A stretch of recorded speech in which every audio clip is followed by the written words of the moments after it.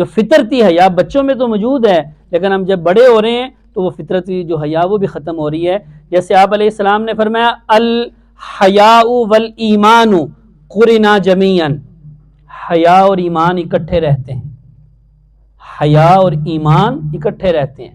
اذا رفع احدہما رفع الاخر، ایک چلا جائے تو دوسرا بھی چلا جاتا ہے، ایمان چلا جائے تو حیا بھی گئی، اور اگر حیا چلی جائے تو سمجھو ایمان بھی گیا۔ اور اسی لیے کافروں نے، غیر مسلم نے مسلمانوں کے ایمان کو ختم کرنے کی کوشش نہیں کی، انہوں نے ہماری حیا کو چھینا، حیا کو ختم کیا، ایمان خود بخود ختم ہو جائے گا۔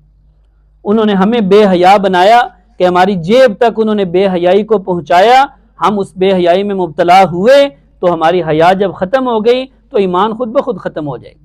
جو ایمان کے جو اصل ہونا چاہیے، جو صحابہ کرام